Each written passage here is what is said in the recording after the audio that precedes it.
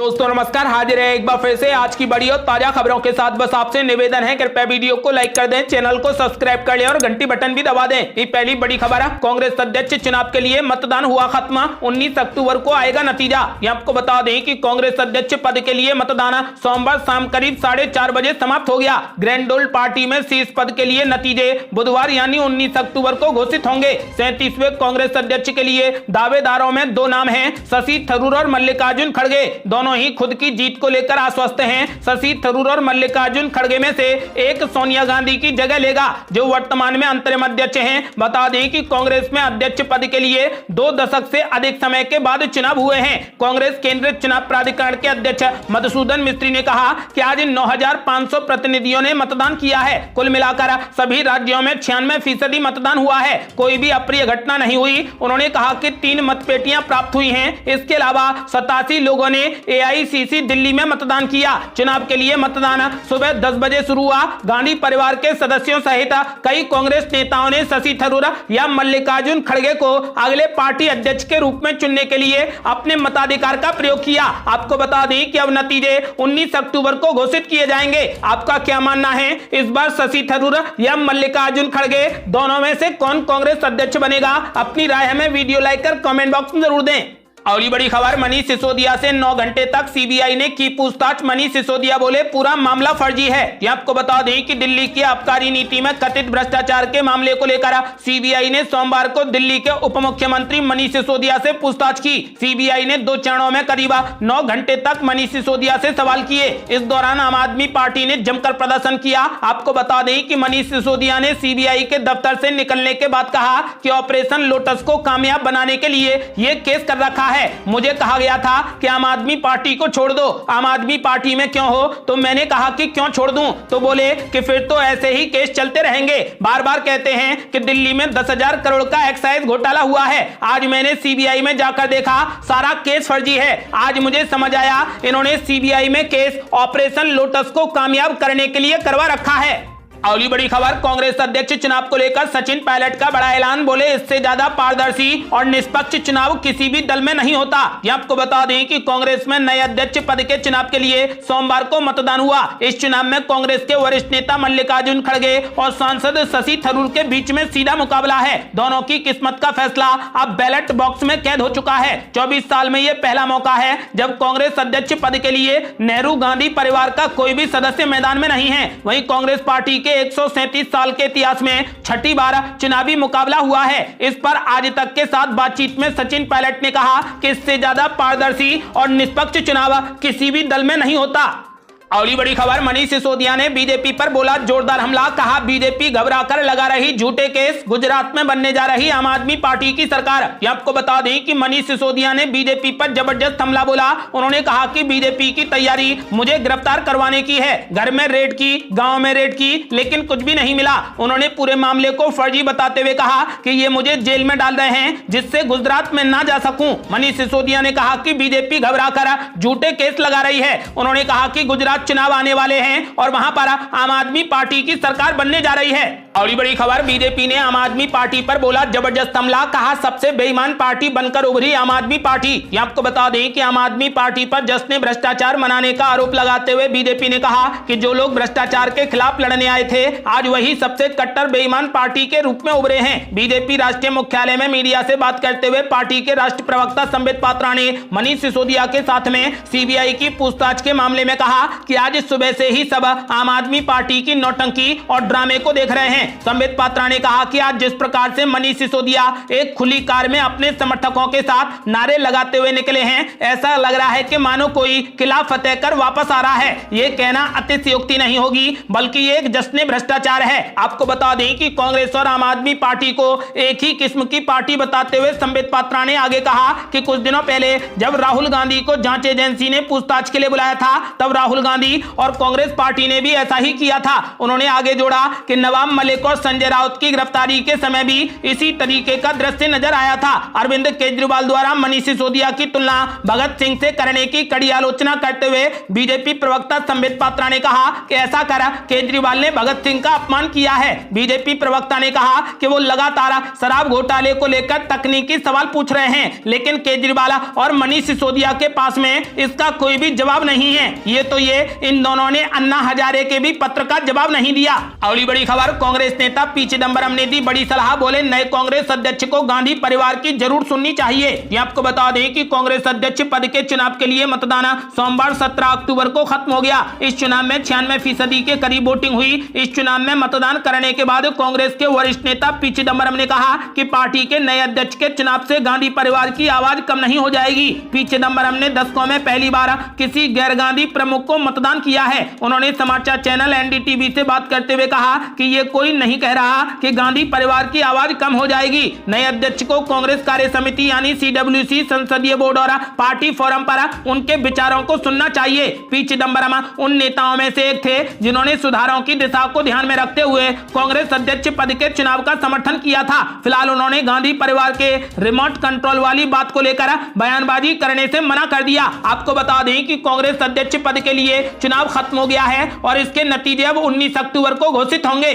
अगली बड़ी खबर, गुजरात विधानसभा चुनाव से पहले लोगों को मिला दीपावली का बड़ा गिफ्ट। सीएनजी और पीएनजी पर घटा वैट, साल में 2 रसोई गैस सिलेंडर मिलेंगे बिल्कुल फ्री। ये आपको बता दें कि गुजरात सरकार ने लोगों को राहत देने के लिए बड़ा फैसला किया है। विधानसभा चुनाव और दीपावली से पहले सरकार ने राज्य में सीएनजी और पीएनजी पर वैट 10% कम कर दिया है। मंत्री जीतू बघानी ने इसका ऐलान कर दिया। गुजरात सरकार ने एक साल में 2 रसोई गैस सिलेंडर बिल्कुल फ्री देने का फैसला लिया है। गुजरात के शिक्षा मंत्री जीतू बघानी ने सोमवार को राज्य सरकार के राज्य के प्रत्येक घर को एक साल में 2 मुफ्त रसोई गैस सिलेंडर देने के फैसले की घोषणा की। इससे नागरिकों और गृहिणियों को 1000 करोड़ रुपए की राहत मिलेगी। यह फैसला करीब 38 लाख गृहिणियों को ध्यान में रखकर लिया गया है। उन्होंने कहा कि सीएनजी में 10% की कटौती से 6 से 7 रुपए प्रति किलो का फायदा होगा। इसी तरीके से पीएनजी पर 5 से 5.5 रुपए प्रति किलो का फायदा होने जा रहा है। उन्होंने कहा कि इससे प्रधानमंत्री उज्ज्वला योजना के लाभार्थियों को लाभ होगा। उन्होंने कहा कि पूरी राशि सीधे उनके खातों में जमा की जाएगी। इससे पहले चुनाव आयोग ने हिमाचल प्रदेश की चुनाव की तिथियों का ऐलान कर दिया था। हालांकि आयोग ने अभी गुजरात चुनाव के लिए ऐलान नहीं किया है। बताया जा रहा है कि दीपावली के बाद गुजरात चुनाव की तिथियों की घोषणा कर दी जाएगी। अगली बड़ी खबर, अशोक गहलोत सरकार में मंत्री राजेंद्र गुड़ा ने कर दिया बड़ा दावा, बोले सचिन पायलट बनेंगे राजस्थान के अगले मुख्यमंत्री। ये आपको बता दें कि राजस्थान की राजनीति में राजेंद्र गुड़ा अपने बयानों से एक बार फिर से चर्चा का केंद्र बन गए हैं। उन्होंने कहा कि सचिन पायलट राजस्थान के अगले मुख्यमंत्री बनेंगे। उन्होंने ये बात राष्ट्रीय अध्यक्ष के लिए हो रहे मतदान के बाद कही है। इसके अलावा उन्होंने अशोक गहलोत के बयान पर पलटवार करते हुए कहा कि सचिन पायलट की उम्र में ही अशोक गहलोत मुख्यमंत्री बने थे। दरअसल उनका यह बयान मुख्यमंत्री अशोक गहलोत के युवाओं की रगड़ाई और अनुभव वाले बयान के बाद आया है। अशोक गहलोत की सरकार में मंत्री राजेंद्र गुड़ा ग्रामीण विकास मंत्री हैं। हालांकि इस समय वो सचिन पायलट की जमकर तारीफ कर रहे हैं। उन्होंने साफ कर दिया है कि राजस्थान की राजनीति में फिर से बदलाव होगा और जल्द ही सचिन पायलट मुख्यमंत्री बनेंगे।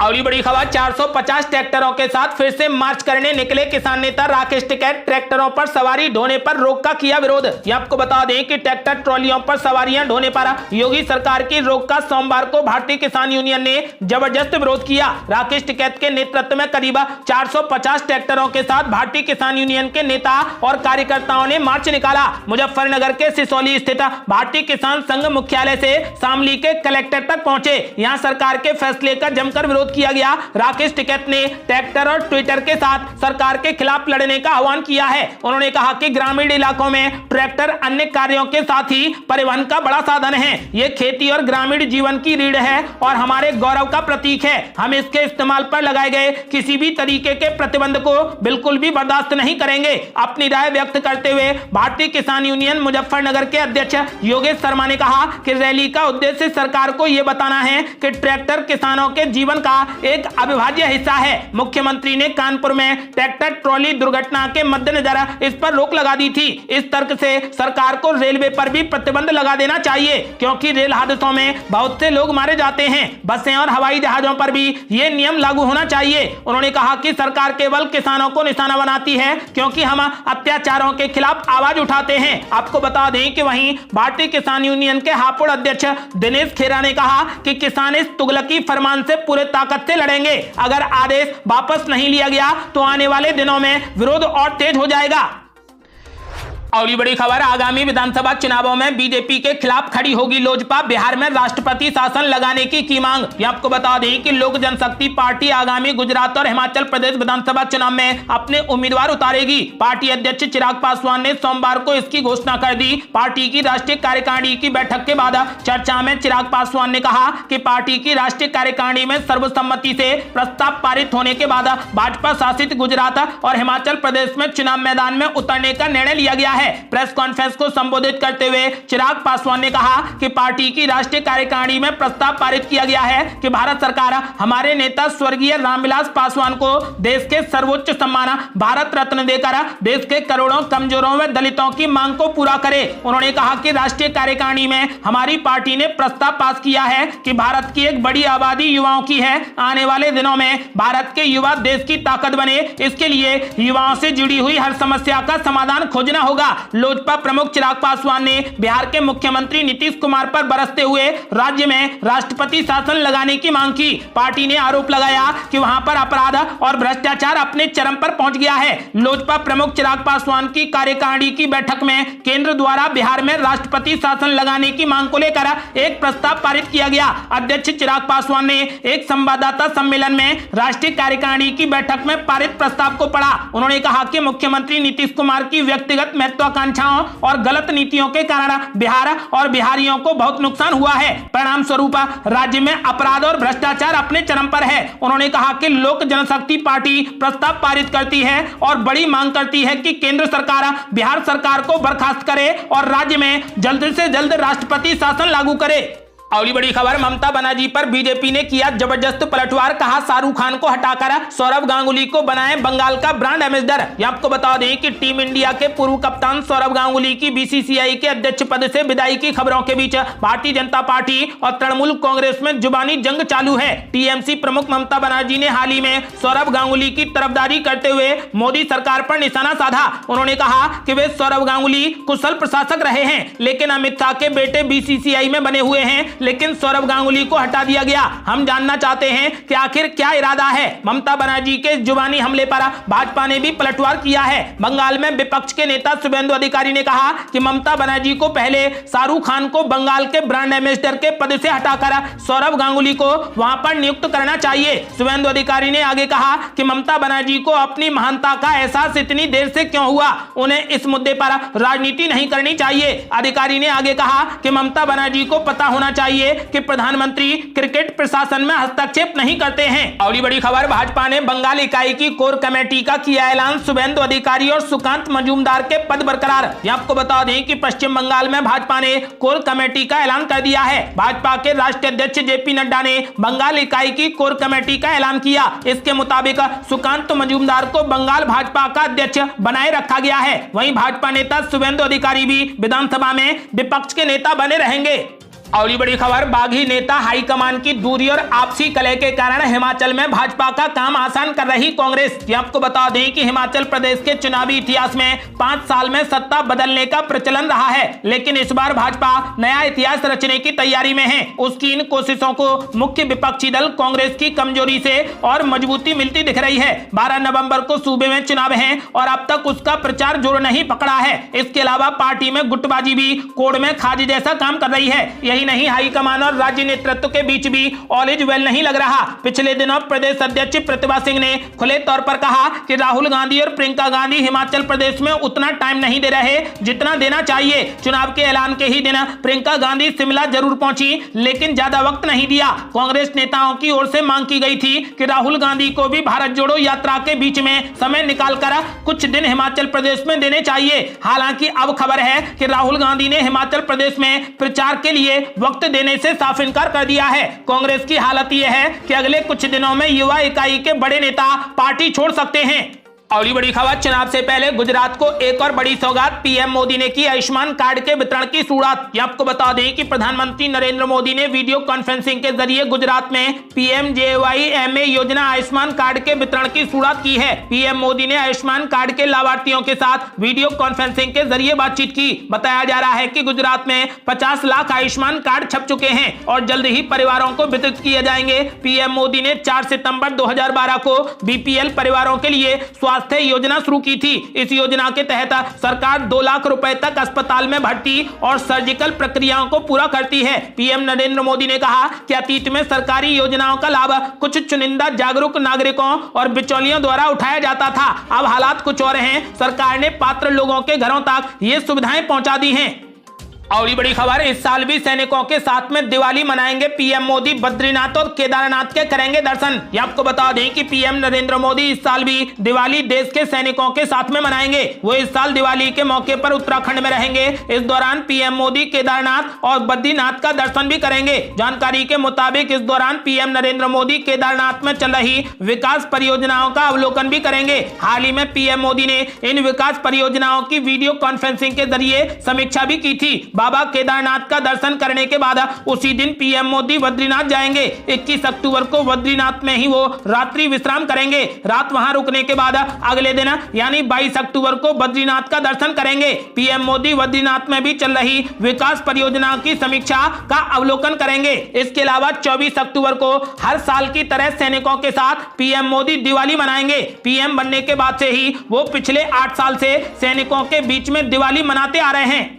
और ये बड़ी खबर, अशोक गहलोत ने सचिन पायलट पर बोला जबरदस्त हमला। कहा बिना रगड़ाई के जिन्हें पद मिले वे फितूर कर रहे हैं। ये आपको बता दें कि अशोक गहलोत ने एक बार फिर पुराने जख्मों को कुरेदते हुए अपने चिरपरिचित प्रतिद्वंदी सचिन पायलट पर बिना उनका नाम लिए जबरदस्त हमला बोला है। अशोक गहलोत ने इशारों में सचिन पायलट पर तंज कसते हुए कहा कि जिन्हें बिना रगड़ाई के पद मिल गया वे ही देश में फितूर पैदा कर रहे हैं। अशोक गहलोत यहीं पर नहीं थमे और बोले कि जब कांग्रेस के अच्छे दिन आएंगे तो इनके भी अच्छे दिन आ जाएंगे।